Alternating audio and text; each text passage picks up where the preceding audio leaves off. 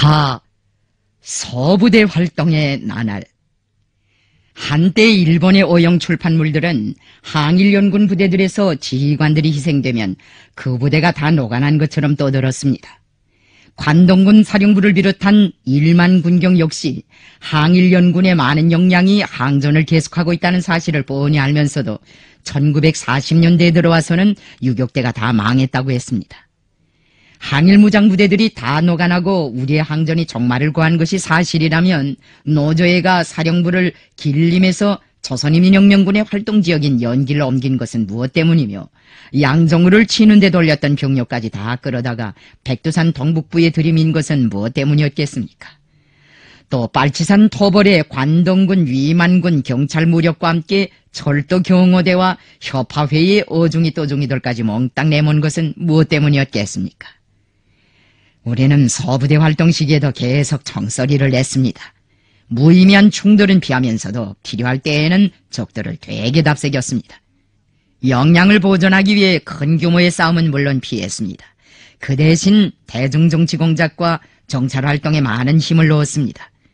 국내 많은 서부대와 서조, 정치공작원들을 파견하여 전민 항쟁 준비도 하였습니다. 서부대와 서조의 인원은 경우에 따라 가기했으나 서부대는 보통 10명 안팎으로부터 수십 명으로 서조는 수명 정도로 편성하였습니다. 무장은 사명과 임무에 맞게 간편하게 하였습니다. 서부대와 서조를 편성한 다음에는 해당한 임무와 활동구역을 제시해 주었습니다. 임무 분담에 따라 정치사업을 기본으로 하는 서부대 서조를 두는가 하면 전투를 기본으로 하는 서부대 서조도 두었으며 정찰을 기본으로 하는 서부대 서조도 두었습니다. 그러되 그 분공이 고정불변하지는 않았습니다. 정황에 따라 정찰 서조가 정치사업을 하기도 하고 전투를 기본으로 하는 서조가 정찰과 정치사업을 동시에 맡아보는 식으로 다른 임무를 겸해서 수행하기도 하였습니다. 부대 편성이 끝난 다음에는 서부대나 서조들이 의거할 임시 비밀 근거지들을 꾸리는 사업에 힘을 넣었습니다. 서알발용회의 이후 건설된 대표적인 임시 비밀 근거지들로는 연기련 도목구 부근기지, 화령현 맹산천 부근기지, 안더현 황구령기지, 왕청현 자피고우기지 등이 있었습니다. 국내에도 은독, 선봉, 무산, 라진으로부터 정심 깊이 이르기까지 많은 임시 비밀 근거지들을 건설하였습니다. 임시 비밀 근거지들에는 서부대가 있을 미령과 통신연락 장소, 비밀회합 장소, 후방물자 보관 장소 등을 두었습니다. 위대한 수령님께서는 서알발용 회의 후 몸소 경의중대 일부 대원들을 진설하시고 안도현 황하전자 부근 사득판 전투를 승리적으로 결속하여 서부대 활동의 시범을 창조하시었다. 수령님께서는 이 전투를 두고 아래와 같은 회고를 하시었다. 황하전자 부근에서 있은 싸움은 서알발용 회의 후 우리가 서부대 활동으로 넘어가면서 벌린 첫 전투입니다. 서알발용회의가 끝난 다음 한 개 분대가량 되는 경위대원들을 데리고 한천구에 갔다 돌아오다가 황하전자라는 곳에서 부리의 적과 조전을 벌였는데 그 하나하나의 장면들이 지금도 머릿속에 생생하게 남아있습니다. 마당거우나 남태자와 마찬가지로 황하전자라는 지명에도 유래가 있었습니다. 그 지방 사람들을 보고 황하전자가 무슨 뜻인가고 물으면 서로 엇갈린 대답을 합니다. 어떤 사람들은 들국화가 많이 피는 사독판이라는 뜻이라고 했고 어떤 사람들은 원추리가 많이 피는 사독판이라는 뜻이라고 했으며 또 어떤 사람들은 처녀 총각의 사랑에서 유래된 지명이라고도 했는데 어느 것이 정확한지는 알 수 없었습니다. 황화전자라는 고장을 여러 번 지나다녀 보았는데 들국화도 그닥 많지 않고 원추리도 별로 없었습니다. 그러나 사독판은 있었습니다. 전투는 바로 그 사독판에서 붙었습니다. 우리 일행 가운데는 황선이도 섞여 있었습니다. 최현에게 서알발용회의에서 토의 결정된 방침을 전달할 임무를 주려고 그를 불렀습니다. 그가 몸은 채소했지만 날파람도 있고 책임성도 높았습니다. 황선이는 최현 부대의 위치도 잘 알고 있었습니다. 우리는 날이 어슬어슬해질 때 황하전자 뒷산에서 잠깐 휴식을 하였습니다. 나는 대원들을 휴식시키면서 저 사독판을 어떻게 돌파하겠는가 하는 걸 궁리하였습니다. 사독판 가운데 큰 물도랑이 있고 그 위에 외나무 다리가 놓여 있었습니다. 그 밑으로는 몇 길이 될지 모르는 썩은 물이 흐르고 있었습니다. 그 외나무 다리를 건너고 산 한두 개만 넘으면 우리가 nim시 비밀 근거지로 내정한 연길현 도목구까지 직행할 수 있었습니다. 그런데 다리 건너편에 적이 매복해 있을 수도 있었습니다. 그래서 한쪽 다림목에서 눈길을 떼지 못하고 있는데 아니나 다를까 건너편에서 무슨 불빛이 번쩍했습니다. 혹 반딧불이 아닌가 하는 생각도 들었지만 그건 분명 적들의 전지불이었습니다. 외나무 다리를 건너가야 도목구로 가겠는데 적들이 어둠 속에 도사리고 있으니 야단이었습니다. 이거야말로 외나무 다리에서 원수와 맞다든 격이었습니다. 무장투쟁을 하는 나날에 적의 포위에도 들어보고 사지판도 수없이 넘나들었지만 그때처럼 정황이 급박하고 방도가 떠오르지 않기는 처음이었던 것 같습니다. 만일 다리를 건너지 못하면 수십 리를 애돌아가야 하는데 그것은 그것대로 난감한 일이었습니다. 죽으나 사나 가던 길로 거쳐가야 하였습니다. 내가 정황을 살피며 방도를 찾느라고 아무 말도 하지 않자 대원들은 숨소리도 크게 내지 못하고 가슴을 조이고 있었습니다. 한참 만에야 나는 적들이 눈치채기 전에 감쪽같이 외나무 다리를 건너갈 결단을 내리고 대원들에게 출발 구령을 주었습니다. 모두가 외나무 다리를 무사히 건넜습니다. 후에선 내가 맨 나중에 다리를 건너 풀숲에 들어섰을 때 갑자기 적의 기관총이 불을 뿜기 시작했습니다. 나는 우리 기관총수에게 적의 기관총수를 답색이라고 명령한 다음 대호를 큰 길 쪽으로 빼돌리었습니다. 그때 전문섭이와 황순이가 나를 결사적으로 보호해 주었습니다. 정말 아슬아슬한 순간이었습니다. 한 발자국만 잘못 디디면 깊은 수렁에 빠져 헤어나올 수 없는 데다가 적의 총알이 빗발치듯 하였으나 우리는 한 사람의 희생도 없이 무사히 그 위험한 함정을 헤쳐나왔습니다. 참으로 그것은 천행이었습니다. 만일 그때 우리가 조성된 정황에 놀라 당황하거나 제때의 결심을 내리지 못하였더라면 적의 함정에서 헤어나지 못하고 큰 손실을 당했을 것입니다. 그런데 우리가 큰 길 쪽으로 한창 빠지고 있을 때 이번에는 앞에서 적들이 나타났다는 척후의 연락이 왔습니다. 다림목에서 울리는 기관총 소리를 듣고 대기했던 주력이 밀려오는 것이 틀림없었습니다. 그래서 대열에 다리 쪽으로 되돌아서서 급행하라는 명령을 내렸습니다. 대원들을 시켜 다림목의 적과 꽁무니를 따르는 적들에게 총을 쏘고 옆으로 슬쩍 빠져 산에 오르게 하였습니다. 그 다음 휴식 구령을 내렸습니다. 대원들은 산 중턱에 앉아 숨을 돌리었습니다. 그럴 때 다림목에 있던 적들과 대도로 쪽에서 밀려온 적들 사이에 치열한 총격전이 벌어졌습니다. 훗날 안도지방 사람들의 말을 들어보니 적들은 저희들끼리 총격전을 벌리다가 무리주검을 냈다고 합니다.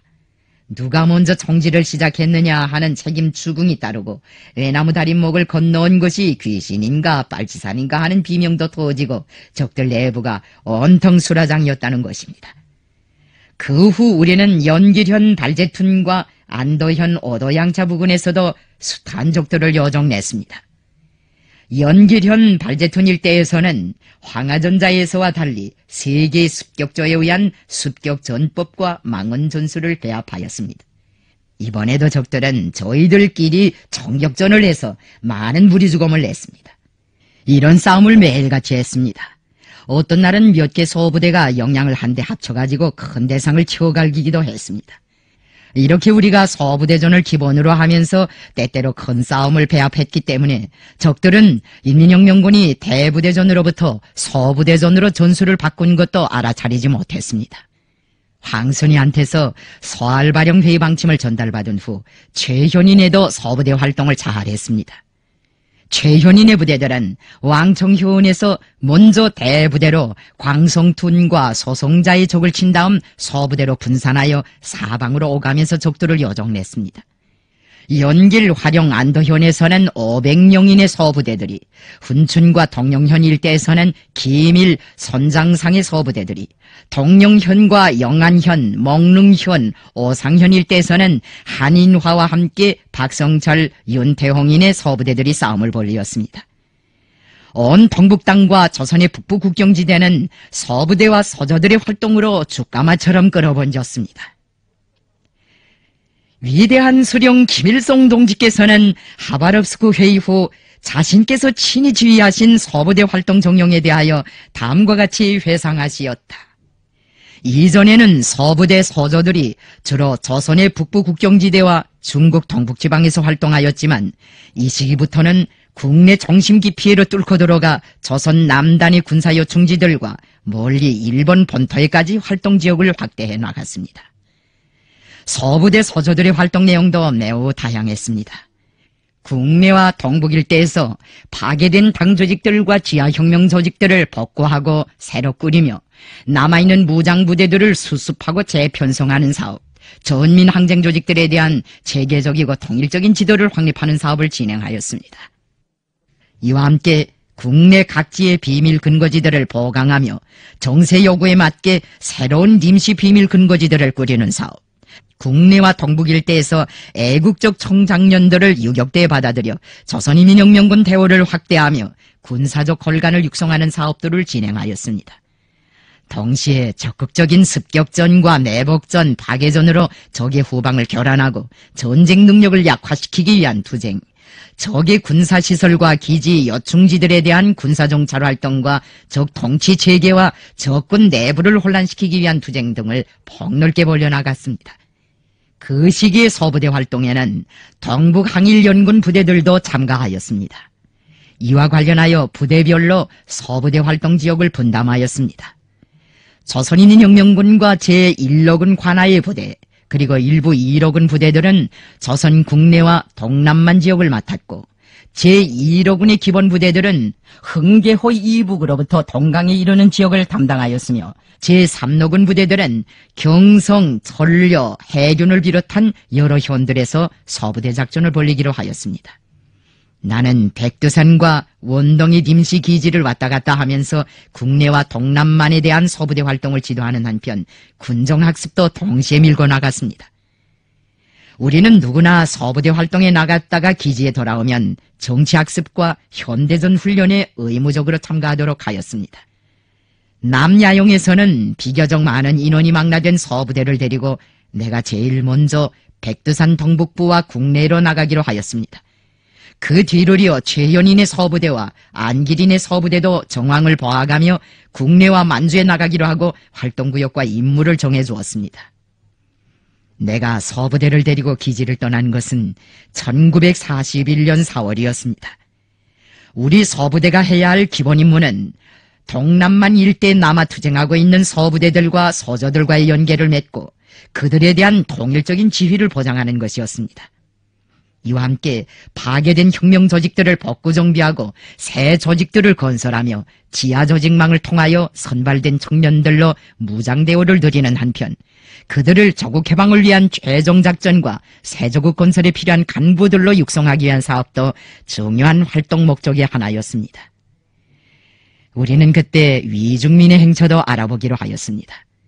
그 당시 국내와 만주 정세는 험악했습니다. 일본 제국주의자들은 1941년 초반부터 새로운 토벌작전에 달라붙었습니다. 노조의 토벌사령부는 해산되고 그 권능이 관동군 사령부에 이관되었습니다. 관동군의 기본부대와 각 지구별 위만군 군관구 사령부들과 관동헌병대 사령부 관하의 모든 토벌대들이 인민혁명군에 대한 토벌에 더욱 미쳐날뛰었습니다. 그래서 내가 직접 서부대를 이끌고 적으로 나가는 데 대하여 걱정하면서 일부 지휘관들은 정세를 좀 보아가며 행동했으면 하였습니다. 김책도 처음에 나의 신변을 염려하여 그런 걱정을 하였습니다. 나는 서부대 공작을 떠나면서 중대장으로 유경수를 선발하고 정치지도원으로는 기미를 임명하였습니다. 전령병으로는 전문섭이 임명되었습니다. 그를 전령병으로 임명할 때 김책은 그에게 내 곁에서 한 발자국도 떨어져서는 안 된다고 으름장을 놨습니다. 우리 서부대의 무전수로는 안영이 선발되었습니다. 그는 동만에서도 활동하고 북만에서도 활동한 사람입니다. 여러 해 동안 교단에 서서 청소년들에게 애국주의 교양을 많이 하였습니다. 동만에서 활동할 때에는 순회 극단을 만들어 가지고 다니면서 군중계몽 사업도 하였습니다. 안영은 식견이 높고 생활체험이 풍부한 사람이었습니다. 그는 북만에서 대중공작을 할 때 남의 집 부엌대기 노릇도 하고 약담배밭에 가서 품도 팔았습니다. 우리가 만주로 떠나면서 안영을 무전수로 선택한 것은 그가 북만부대에 있을 때 소련에서 무전 강습을 6개월 동안 받고 나온 경력을 가지고 있었기 때문입니다. 안영의 컷수염이 아주 인상적이었습니다. 그를 컷수염쟁이라고 부르는 사람들이 적지 않았습니다. 우리 서부대 인원이 30명 정도 되었을 것입니다. 서부대 전원이 일본 군복으로 변장했는데 그럴듯했습니다. 우리 일행은 4월 상순 어느 날 심야에 국경을 넘어섰습니다. 국경을 넘은 다음에는 옛 근거지 자리들을 밟으면서 백두산 동북부 쪽으로 행군해 갔습니다. 우리가 백두산 동북부에 가서 할 일이 한두 가지가 아니었습니다. 우리가 동만에서 유격구를 해산하고 서간도 쪽으로 진출하자 적들은 동만과 백두산 동북부 일대에서 전면적인 파괴작전을 감행하였습니다. 우리는 그 후과를 수습하기 위해 무산지구 전투 후 백두산 동북부에 다시 진출하여 이 일대에 대한 혁명화를 적극적으로 추진시켰습니다. 우리가 잠시 소련에 들어가 있는 짬을 타서 적들은 또다시 이것에 정규 무력을 들이밀어 대대적인 파괴 선풍을 일으켰습니다. 그리고 나서는 동만은 지안이 확보되었다고 떠들었습니다. 백두산 동북부에서 혁명을 다시 항양시키자면 서부대와 서조들의 과감무쌍한 활동으로 조선인민혁명군의 실체를 보여주어야 했습니다. 실체만 보여주면 얼마든지 군정을 다시 불러일으켜 세울 수 있었습니다. 안도, 왕청, 연길, 훈춘, 도나 일대를 휘저어놓은 다음에는 백두산에 나가 소간도 일대와 국내의 혁명 조직을 더 많이 꾸리는 한편 전민 항쟁 역량을 강화하며 애국적인 청년들을 수백 명 선발에다가 백두산 근거지와 원동의 기지에서 군정 간부로 키우려고 하였습니다.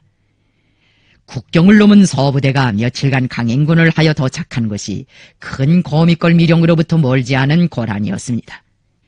언젠가 연변에서 사는 조선 사람들이 왕청, 동령, 훈춘 세 현계에 있는 유격대 수용지 자리를 찾아냈다고 하면서 답사 과정에 찍었다는 녹화 테이프를 가져온 적이 있는데 그걸 보니 그 지대가 바로 우리 서부대 성원들이 임시 비밀 근거지로 정한 고장 비슷했습니다. 이 고란에까지 오고 보니 벌써 지고온 식량이 다 떨어졌습니다. 나는 김일이네를 금창에 보냈습니다. 왕청현 금창부군에 가서 금광을 치고 식량도 해결하고 군중 공작도 하라고 했습니다. 큰 거미골 기지 근방에서 전문섭이 곰을 잡았는데 대단히 컸습니다. 여럿이 먹도를 해서 겨우 기지까지 날라왔습니다. 그때 그 곰한테서 기름을 한 초롱이나 뽑았습니다. 며칠 후 김일이네가 식량을 해결해가지고 돌아왔습니다. 그는 침통한 얼굴빛으로 공작 도중에 장흥룡이 전사했다고 보고하였습니다. 장흥룡이 전사한 것은 지감룡이 때문이었습니다. 금광을 치고 돌아오는 길에 그가 밥을 해먹고 가자고 우겨대는 바람에 1시간쯤 지체했는데 그 사이에 뒤따르던 적들이 서부대가 있는 장소에 달려들었다는 것입니다. 김일은 지감룡이 밥을 해먹고 가자고 할 때 그 제의를 물리치지 못한 것을 후회하면서 나를 볼 면목이 없다고 하였습니다. 장흥룡의 희생은 우리 가슴을 몹시 아프게 하였습니다. 소사건으로 처벌을 받았던 그가 과오를 씻기 위해 피타는 노력을 하던 일을 생각하면 더욱 마음이 쓰렸습니다. 장흥룡의 희생과 때를 같이하여 중국인 대원 한 명이 적들에게 붙잡히는 바람에 우리 부대의 행적이 노출되게 되었습니다. 적들은 김일성이 나타났다고 하면서 기를 쓰고 우리를 추적해왔습니다. 나는 우리의 행적이 노출된 것이 차라리 잘 되었다고 생각하였습니다. 적들이 김일성 부대가 나타났다고 떠들어대게 되면 그 사실이 인민들에게도 알려지게 되고 결국은 조선인민혁명군이 건재해서 투쟁한다는 걸 선전하는 것으로 될 것이란 말입니다. 서부대 행로가 어려워진 것은 사실이나 적들 자신이 우리를 선전해주게 되니 얼마나 좋은 일입니까? 우리는 정적을 감추기 위하여 그 후 영을 넘어 태평구 쪽으로 행군하였습니다. 5월 상순에는 왕청현 자피고우에 도착하였습니다. 나는 자피고우에서 기밀과 헤어졌습니다. 그가 서부대 하나를 데리고 자피고우를 임시 비밀 근거지로 하여 활동하게 하였습니다. 그 서부대의 활동구역으로 된 나자구와 도가선 일대에는 유격고 시절에 우리가 손때를 묻혀 키워놓은 조직 성원들이 적지 않았습니다. 나는 기밀에게 여기 어디에 최춘국의 가족들이 살고 있을지 모르니 연계를 지어보라고 하였습니다. 무전수 안영도 보조성원 2명을 데리고 자피고우 기지에 남게 했습니다. 자피고우 기지는 중간 연락소의 역할도 수행했습니다. 나는 20명쯤 되는 대원들을 데리고 백두산 동북부 두만강 연안의 넓은 지역으로 나가기 위하여 자피고우를 떠났습니다. 우리는 도나현, 안도현, 무성현, 화룡현, 연길현 등 동만의 여러 현들을 손해하면서 활동할 작정이었습니다. 우리 소부대는 도나현을 거쳐 안도현 한청구에 기지를 꾸리고 연락지점을 설치하였습니다. 한청구는 내가 위중민을 마지막으로 만났던 곳입니다. 한청구에 이르니 절기가 바뀌어 숲이 무성해지고 한낮이면 더웠습니다. 한청구에서 정치공작 소조들을 장백과 도나, 저창주, 국내와 백두산 등지에 파견하였습니다. 그때 장백 일대 파견된 사람은 한창봉과 한태룡이었습니다. 그들의 임무는 장백 지방의 지하 조직들의 사업을 지도하며 우리 대원들의 가족과 친척들을 찾아 조직에 줄을 달아 국내에 이주시키는 것이었습니다. 우리 부대에 장백 출신들이 많았습니다. 그들의 일가 친척을 다 조직에 망라시키고 국내에 박아놓으면 전민 항쟁 조직을 꾸리는데 크게 한몫할 수 있었습니다. 좋은 청년들을 선발하여 원동기지로 보내라는 임무도 주었습니다. 나는 한창봉과 한태룡에게 장백 도철리에 가면 누가 있고 또 어디 가면 누가 있다는 것을 구체적으로 알려주었습니다. 그리고 그것에서 지하 조직을 꾸린 다음에는 국내에 나가 노동계급석에 틀고 앉으라고 하였습니다. 전문섭과 김홍수는 저창주 지기에 가서 우리가 그전에 묻어놓았던 무기와 지도를 파가지고 왔습니다. 그때 도나 쪽에 공장 나갔던 동무들이 대황구 부근 밀림 속에서 산짐승잡이로 생계를 유지해가고 있던 박가성을 가진 노인을 데리고 왔습니다. 그는 원래 화전현에서 반일회에 관계하던 지하조 직원이었습니다. 나는 노인과 오랫동안 이야기를 나누었습니다. 그의 말에 의하면 산마다 일본놈 토벌대가 쫙 깔려있고 주구들이 득실거린다는 것이었습니다. 서부대들이 거점으로 삼고 나던 숫구이막이나 아편재배막, 도갓집, 동굴 같은 데도 다 밀정들이 틀고 앉아있는데 조심해야겠다고 하였습니다. 박노인의 말이 인민들을 집단불악에 말짱 가두어 넣고 왕래마저 통제하는 데다가 서로 감시까지 붙여놔서 지하공작이 정말 어렵다고 하였습니다. 그러나 유격대를 위한 일이라면 무엇이건 힘껏 돕겠다고 하였습니다. 노인은 도나현 소재지와 집단불악들이 드나들면서 조직 관계자들의 명단을 가져오기도 하고 우리를 위해 식량과 필요한 물품을 구해오기도 하였습니다. 우리는 그가 보내온 자료에 근거하여 이 일대 조직들을 재빨리 복구하였습니다. 그 후 노인은 적들에게 체포되어 희생되었습니다. 우리는 이렇게 소부대 활동 시기 인민들의 적극적인 지지와 협조를 받았습니다. 적후에서 하는 이 어려운 싸움에서 인민들의 지지야말로 우리에게 크나큰 고무로 되었습니다. 우리의 투쟁에 대한 인민들의 이러한 지지는 사실상 그들이 벌써부터 전민 항쟁에 떨쳐나서고 있다는 뚜렷한 증거로 되었습니다. 우리는 지하 조직망을 확대하는 한편 일로군에 남아있는 부대들과 위중민의 행방을 찾기로 하였습니다. 우선 조를 3개 만들어서 도나현과 화전현 그리고 안도지방과 화룡현 북부 무송현 일대에 보내기로 하였습니다. 그때 유경수가 활동을 잘했습니다. 그가 고생도 많이 하였습니다. 화전현 자피고우로 가자면 푸르호강을 건너가야 하였는데 물이 불어난 때여서 건너갈 재간이 없었습니다. 강줄기를 얼리 훑고 내리 훑다나니 식량도 다 떨어지고 돌아와야 할 날짜가 되었습니다. 유경수는 며칠간 굶은 데다가 임무를 수행하지 못하여 너무 속을 태우다나니 병이 나서 몹시 앓았습니다. 자피고우에는 누구든 꼭 갔다 와야 하였습니다. 그래서 유경수를 보내려던 곳에 내가 직접 서부대를 데리고 가려고 하였습니다. 그런데 그때 천막 안쪽에서 정신없이 앓고 있던 유경수가 이 사실을 알고 자리에서 일어나 비척거리며 내 앞에 나서더니 장군님은 가시면 안 됩니다. 제가 다시 가겠습니다. 하고 말하는 것이었습니다. 내가 못 간다고 아무리 말해도 소용이 없었습니다. 그가 그렇게 때를 쓸 때에는 설복이 통하지 않았습니다. 결국은 고통스러운 대로 그의 제의에 동의하지 않을 수 없었습니다. 사람의 생활에는 그가 어떤 인간인가를 검열하게 되는 특별한 계기가 있습니다. 생사를 판가리하는 우리의 유격투쟁은 매 분초가 그런 검증의 순간이었습니다. 자기를 바치는가 마는가 하는 순간이 하루에도 수십 번 있었습니다. 유경수는 어려운 고비에 부닥칠 때마다 언제나 자기를 육탄처럼 내던지는 사람이었습니다. 그래서 나는 제일 어려운 모퉁이에 늘 글을 보내곤 했습니다. 허란 일은 전우들에게 맡기고 힘든 일은 자기가 맡아 하며 영광의 자리에는 동무들을 내세우고 책임 추궁이 가해지면 모든 잘못을 자기한테서 찾고 어떤 처벌이나 책망이든지 다르게 받아들이는 여기에 바로 유경수의 인간적 매력이 있고 그가 만 사람의 사랑을 받을 수 있었던 중요한 이유가 있었습니다. 유경수가 화전현 잡히고으로 떠날 때 나는 우리가 가지고 있던 식량을 다 털어주라고 하였습니다. 유경수는 전문섭에게 우리의 몫으로 남겨둔 식량은 있는가고 슬그머니 물었습니다.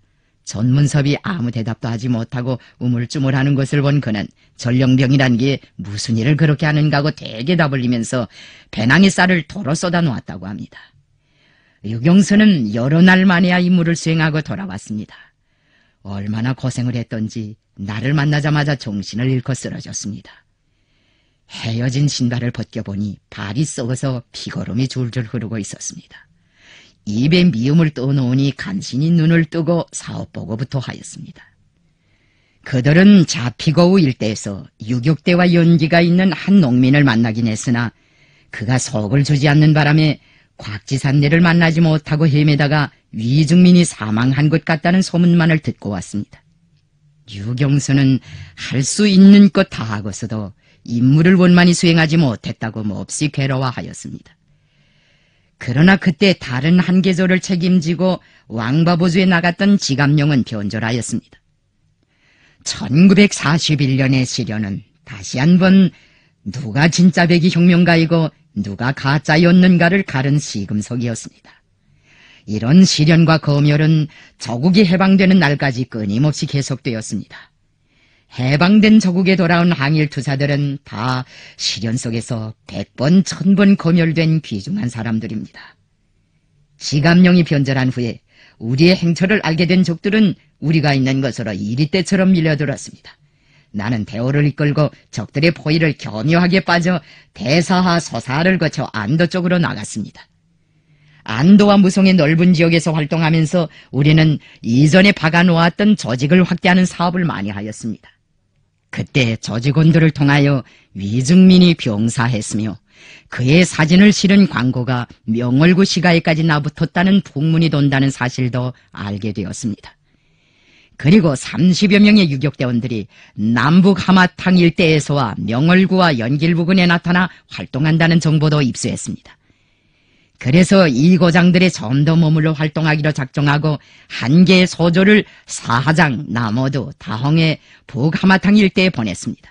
그리고 나 자신은 나머지 성원들을 데리고 백두산 쪽으로 향하였습니다.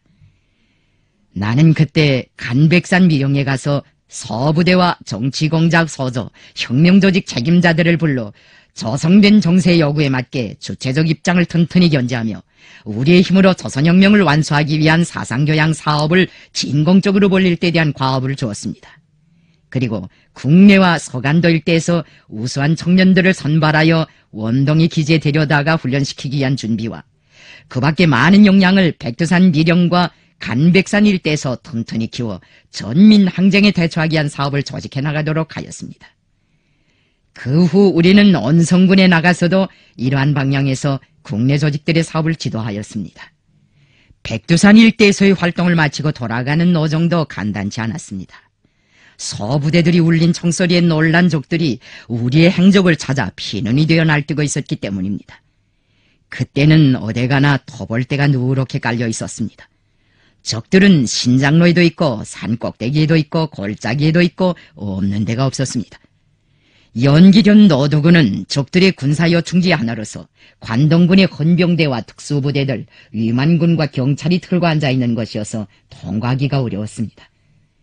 그러나 이 지역을 통과하지 않고서는 사방 대수림으로 통하는 산발에 붙을 수도 없었으며 우리 서부대의 집결지점으로 갈 수도 없었습니다.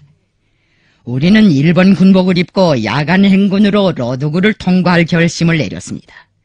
그런데 러도구 철길을 건너기 전에 그만 날이 밝았습니다. 낮에는 행군을 정지하고 안전한 곳에 가서 숨어 있어야 했습니다. 산에서 내려다보니 대통로 옆에 집이 몇 채 있고 멀지 않은 곳에 정거장이 있었습니다. 그 농가들이 들어가 어두울 때를 기다리기로 하였습니다. 대원들을 그 집들에 배치하고 나는 길 옆집에 자리를 잡았습니다. 중국 농민으로 변장한 대원이 허미를 들고 밭김을 매면서 망을 보고 나머지 성원들은 모두 휴식하였습니다. 점심때 느르스름한 양복을 입은 사람들이 내가 들어있는 집 문을 벌컥 열어 제꼈습니다. 그들은 방 안에 군대가 가득 들어있는 것을 보고는 아연해했습니다. 앞에 섰던 사람이 놀라서 돌아 나가려고 하자 우리 대원이 그의 잔등에 총을 들이댔습니다. 나는 그 사람을 보고 들어오라고 했습니다. 그때까지만 해도 그들은 우리를 일본 군대로 알고 있었던 것 같습니다. 내가 누구냐고 물으니 자기는 협화회 회장인데 김일성 부대가 출몰 했다는 정보를 듣고 마을에 왔다고 했습니다. 그래서 그에게 우리가 조선인민혁명군이라고 직박 말해주었습니다. 그 말을 듣자 회장이란 자는 부들부들 떨었습니다. 우리는 그에게서 가치 있는 자료들을 많이 알아냈습니다. 나는 그날 그 사람이 옆구리에 끼고 온 신문을 보고 소독 전쟁이 일어난 소식을 알게 되었습니다.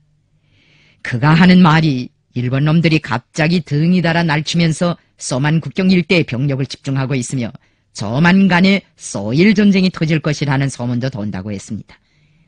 나는 협화회 회장에게 우리가 마을을 떠난 다음 경찰에 가서 김일성 부대가 대낮에 러도구 시가지를 지나갔다는 사실을 그대로 통보하라고 말해주었습니다. 그 후 그 보고를 받은 적들은 김일성 부대가 우리 코앞에서 밥도 해먹고 여유작작하게 낮잠까지 자고 갔다니 천하에 이런 변이 어디 있는가고 하면서 야단법석을 했다고 합니다. 우리는 한 명의 희생도 없이 직결 지점인 왕청현 잡히고위에 무사히 도착하였습니다. 거기서 공작을 마치고 돌아온 기밀이네와 합세하였습니다. 나는 6월에 이어 7월 말경에 잡히고위에서 다시 서부대 책임자 회의를 열었습니다. 내가 잡히고 회의를 소집할 목적은 소일 중립조약의 체결과 소독전쟁의 발발로 국제무대에 생긴 정세의 격변과 관련하여 조선인민혁명군의 전체 장병들과 서부대 성원들에 대한 사상동원을 하자는 데 있었습니다. 소독전쟁의 발발을 두고 서부대 성원들 속에서는 논의가 분분했습니다. 소독사이의 전쟁이 우리 혁명에 유리한 전망을 열어준다고 평가하는 사람들이 있는가 하면 소련이 동서에서 두 강국의 협격을 받게 되면 우리 혁명에 불리한 영향을 주게 될 것이라고 판단하는 사람들도 있었고 세계 정세가 우리한테 미치는 영향은 일본의 소련 침공이 현실로 될 때 가늠해 볼 일이라고 말하는 사람들도 있었습니다. 나는 이런 논의를 시급히 하나의 견해로 통일시키고 모든 대원들에게 혁명 승리에 대한 신심을 주며 조국 해방의 대사변을 주동적으로 맞이하기 위한 준비회로 그들을 더욱더 힘차게 불러일으키기 위해 잡히고위에서 회의를 소집하였습니다. 우리는 잡히고위 회의에서 각지에 파견되었던 서부대들과 소조들의 활동 정령도 정화하고 차후 활동 방향을 토의하였습니다. 그 회의에서 우리가 시종일관하게 주장한 것은 무엇이었겠습니까? 그것은 대세가 어떻게 변하든지 간에 흔들리지 말라. 독일이 소련을 친 것은 자기 무덤을 파는 길이다. 일본도 소련을 치면 무덤을 파는 것으로 된다.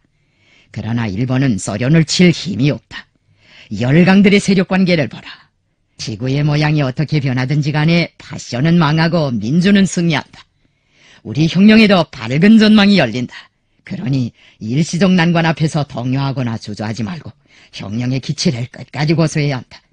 자신의 힘으로 조국을 해방하고 조선혁명을 완수하겠다는 신심과 배짱을 가져야 한다는 것이었습니다.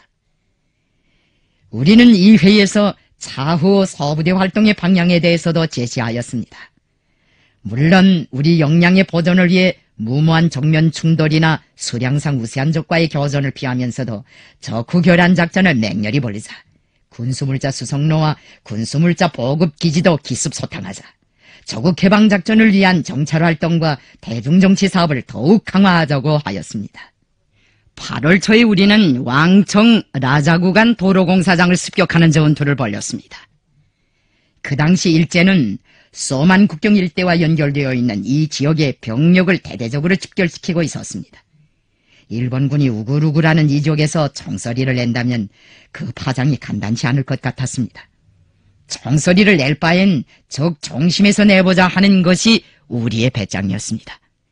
2개 방향의 자단절을 각각 하나씩 파견한 다음 일본군으로 가장한 우리는 위풍당당하게 공사장에 돌입하여 순식간에 허러병들의 무장을 해제하고 병실의 적들을 제압하였습니다. 우리가 전투를 얼마나 번개같이 해치웠던지 공사장의 노동자들은 벙벙해서 눈들을 숨벅거리기만 하였습니다. 유경수가 우리는 김일성 빨치산입니다 하는 소개를 해서야 그들은 사방에서 달려와 우리를 부둥켜 안았습니다. 우리는 노동자들 속에서 정치사업을 한 후 왕청현 북부지대를 애돌아 태평구 마을이 바라보이는 산정에 이르렀습니다. 이 전투가 있은 다음 왕청지방에서 우리에 대한 소문이 많이 돌았다고 합니다. 산정에서 망원경으로 태평구 마을을 내려다보니 리광의 집이 보이고 어정우빈의 집과 박길성인의 집도 보였습니다. 어정우빈의 아버지가 마당에서 왔다 갔다 하는 모습도 보였습니다. 나는 기밀에게 이 일대에서 그들과 연계를 맺고 지하조직을 꾸릴 과업을 주었습니다. 기밀은 그 후 어정우빈의 아버지 어창희와 박길성의 아버지 박덕심과 연계를 가지고 지하조직을 꾸리었습니다. 그는 왕청현 남북 대동 일대의 농민들과 소왕청육 노동자들 속에도 지하조직을 박아놓았습니다. 그때 어정우빈의 아버지는 지금 김일성 부대가 다시 백두산 쪽으로 나왔다는 소문이 쫙 퍼져 인민들이 크게 기뻐하며 혁명 승리에 대한 신심에 넘쳐있다고 말하였다고 합니다. 조선인민혁명군 서부대들은 적의 집중수송과 이동이 본격적으로 진행되는 소만 국경 연선에서 적들의 작전을 파탄시키기 위한 군사정치 활동도 적지 않게 벌였습니다. 우리 서부대들이 도문역 군에서 군용열차를 충돌시킨 것도 이때이고 화령현 두도구와 왕청현에서 이동하는 적들을 타격한 것도 이때입니다. 우리는 국내와 동북지방에서의 서부대 활동을 성과적으로 마치고 8월에 원동의 임시기지로 돌아왔습니다. 1941년 9월 중순경에 나는 지난번 서부대 활동의 성과를 공고히 할 목적으로 다시금 서부대를 거느리고 만주와 국내로 나갔습니다. 그때의 주요 임무는 안길, 기밀, 최현 서부대들과 연계를 맺고 그들이 수집한 정찰 자료를 종합하며 두만강 연안과 국내 여러 지역에서 활동하는 서부대 서저들의 사업을 현지에서 지도하고 그들에게 필승의 신념을 안겨주자는 데 있었습니다. 이것은 급변하는 정세 요구에 맞게 서부대와 서저들의 활동지대를 국내 기피로 확대함으로써 조국 광국의 대사변을 준비 있게 맞이하는 데서와 소만 국경 일대에서의 일본의 반소 침공기도 여부를 확인하는 데서도 중요한 의의를 가지는 것이었습니다. 출발에 앞서 안영을 부인과 만나게 해주었습니다. 안영의 부인 리영숙은 북야영에 와 있었습니다. 리영숙은 부모들의 주선으로 한 마을에서 야학선생을 하던 안영과 결혼한 후에 함께 최영곤의 부대에서 싸웠습니다. 그러다가 안영이 소련으로 무전배우로 들어갈 때부터 헤어져 소식을 모르고 있었습니다. 그런데 아내가 북야영에 와 있다고 하니 왜 만나고 싶지 않겠습니까? 그래서 그들 부부의 상봉을 마련해 주었습니다. 어려운 전투 임무를 맡고 나가는 사람의 마음에는 그늘이 없어야 합니다. 안영은 아내를 만나고 나서 더 힘을 얻은 듯 싱글벙글하였습니다. 왕청 쪽으로 나온 우리가 수경지로 정한 곳에는 강이 있었습니다. 리도익과 전문섭은 그 강에서 고기를 낚았습니다. 그들이 낚시질을 괜찮게 했습니다. 비가 많이 온 뒤여서 강물이 몹시 불어난 때였습니다. 두 대원은 낚시질을 하다가 썩은 나무 등골에서 기어다니는 불개미를 핥아먹는 곰까지 잡았습니다. 우리는 곰의 각을 떠서 더러는 강물 속에 넣어두었습니다. 산골물은 이가 시릴 정도로 차기 때문에 고기를 넣어두어도 썩지 않습니다. 밀가루도 깊은 소 같은 데 보관해두면 변질될 염려가 없습니다. 밀가루 포대를 물에 넣으면 멍땅 젖을 것 같은데 그렇지 않습니다. 겉층이 1cm 가량 젖을 뿐 속은 그대로 있습니다. 산생활이 불편한 것은 사실이지만 그것은 그것대로 다 묘리가 있고 사는 방법이 있었습니다. 어느 날 나는 서부대 지휘관들을 불러 그동안 입수한 정찰 자료들을 종합하고 정세 토의를 하였습니다. 그때 지휘관들이 흥미있는 자료들을 많이 제공하였습니다. 그들은 하나와 같이 일본이 소련을 침공하는가 마는가 하는 것은 좀 두고 보아야 할 일이지만 지금의 형세로 보아 당장은 침공할 것 같지 않다고 하였습니다. 안겔은 그 증거로 철도를 통과하는 화차들에 대한 정찰 자료를 보고하였습니다. 그가 하는 말이 일본의 경찰관들은 주민들을 모아놓고 조만간에 소련과 전쟁이 터질 것이라고 욕설하면서 방공호도 파고 도로공사도 빨리 끝내야 한다고 호통치는데 철도로 오가는 화물 차량들을 조사해보면 무게화차들에는 대포와 땅크 같은 것이 실려있지만 대다수 유계화차들은 텅 비어있더라고 하였습니다. 목단강 지구에 나가 활동한 최광인의 소조가 수집한 정찰 자료도 흥미있는 것이었습니다. 최강인에는 철도역이 가까운 산에서 망원경으로 매일같이 적들의 병력이 국경지대에 얼마만큼 쓸어드는가 하는 것을 정찰하였습니다. 최광은 열차가 정거장에 들어왔을 때마다 망원경으로 승강대를 살피면서 한방통에서 몇 놈이나 내리는가를 세어보았습니다. 어느 날 그는 승강대를 주시하다가 입에 담뱃대를 꺼나 물고 홈에 내리는 장결을 보았습니다. 행동거지가 특별히 거만해서 그랬던지 아니면 담뱃대를 꺼나 물고 거드름을 피우는 것이 표가 나서 그랬던지 최광이 그놈의 얼굴을 똑똑히 봐두었다고 합니다. 그런데 다음 날에도 최광은 승강대에서 그 장교를 보았습니다. 전날 내린 놈이 오늘 또 내릴 수가 있는가 하고 처음에는 자기 눈을 의심했지만 틀림없는 그 장교였다고 합니다. 그날도 그 장교는 담뱃대를 꺼나 물고 있었다는 것입니다. 최강은 그때야 적들이 유괴차로 매일같이 군대를 실어 나르지만 그것이 속임수라는 것을 간파하였습니다. 그 자료가 아주 귀중한 자료였습니다. 최광이 기지로 돌아온 다음 우리 동무들은 농으로 그가 애연가인이 그런 자료를 수집했지 그렇지 않으면 어림도 없었을 것이라고 하였습니다. 최광이 외놈 장교가 입에 문 담뱃대에 눈독을 들이다나니 자연히 그 장교를 유심히 살피게 되었고 그래서 그놈이 전날 보던 그 장교라는 것도 쉽사리 알게 되었다는 것이었습니다. 최광은 담배를 인연으로 해서 좋은 정보자료도 수집하였지만 담배가 화군이 되어 처벌을 받은 적도 있습니다. 최광은 16살 때 청년의용군 소대장이 되었습니다. 어린 나이에 소대장이 되다 보니 대원들이 모두 그를 애숭이로 대하였습니다. 최광은 자기가 애숭이가 아니고 어른이 다 된 사람이라는 것을 보여주기 위하여 담배를 피우기 시작했습니다.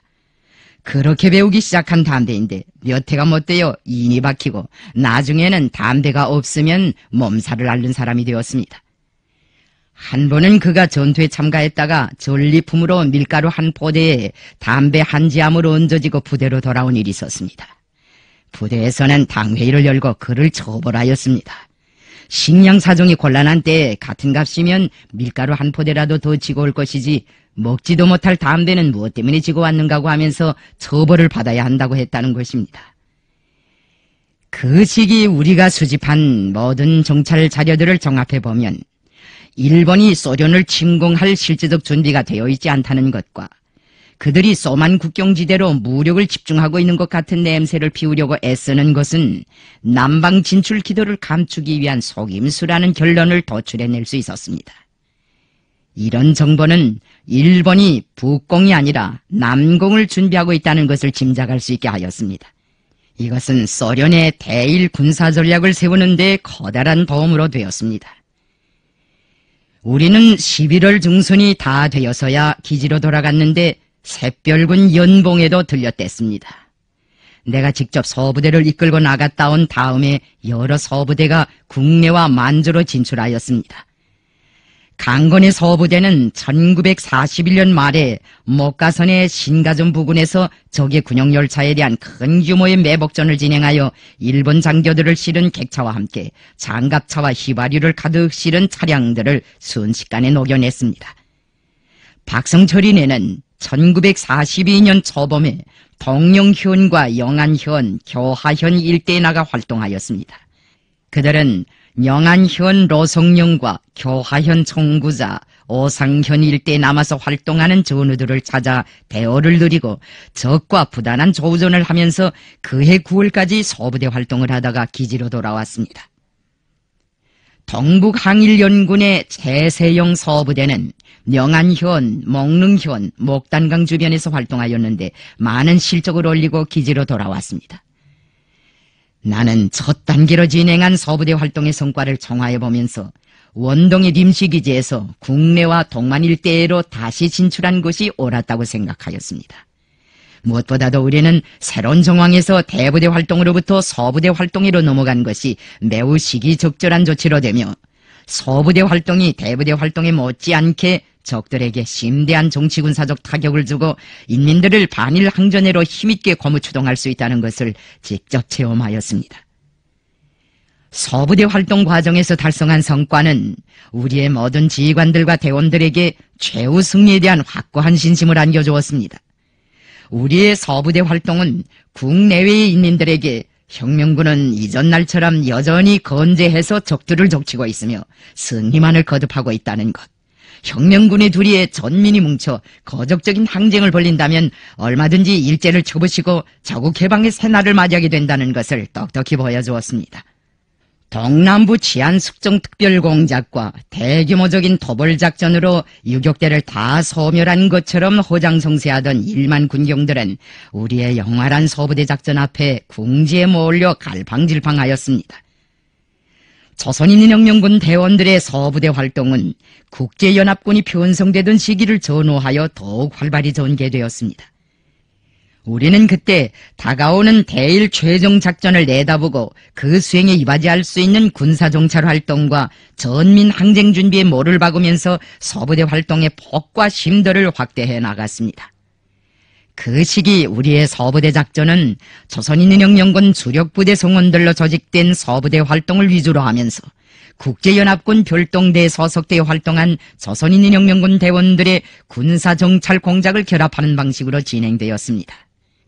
당시 조성된 활동 조건과 군사정치 정세의 요구로부터 출발하여 각기 독자적으로 활동하면서도 필요에 따라서는 서로 보충하고 협력하는 이러한 활동 방식은 서부대 활동의 정치군사적 성과를 공고히 하고 더욱 확대해 나갈 수 있게 하였습니다.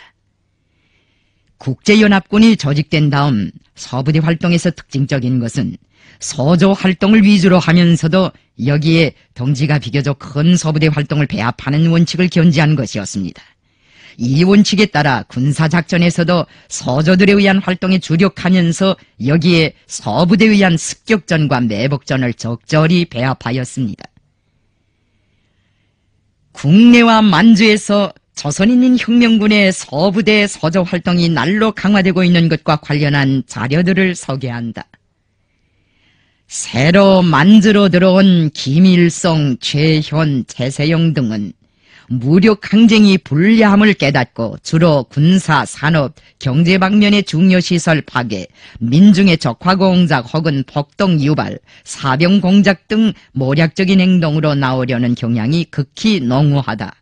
목단강 영사대엘이 후르야에 보고 서화 16년 1941년 6월 23일 1942년 초 북부조선에서 조선 빨치산들은 1년의 전투작전으로 22대의 일본 비행기와 2개의 경납고를 파괴하고 2척의 유조선과 92척의 고깃배를 침몰시켰다. 배야로보이 조선 44페이지 주체 34 1945년 9월 소련 해군 출판사. 국내와 만주에 파견된 서부대들은 적군 와해 공작도 벌였습니다. 서부대들의 적극적인 활동에 의해 일본군 내부에서는 염전 사상이 더욱 만연되고 군대에 강제적으로 징집된 조선 청년들이 무기를 메고 탈출하여 우리 서조원들을 찾아오는 사건이 연이어 일어났습니다. 적 항공대의 비행사들도 폭동을 일으키고 인민혁명군을 찾아왔습니다. 서부대 활동에서 거둔 가장 큰 성과는 우리를 몰살시키려던 적들의 기도를 파탄시키고 우리의 역량을 보존 축적하면서 조국 해방의 대사변을 맞을 준비를 착실히 한 것입니다. 서부대 활동을 통하여 조선인민혁명군이 달성한 정치군사적 성과는 조국 해방의 새날을 앞당기기 위한 훌륭한 밑거름으로 되었습니다.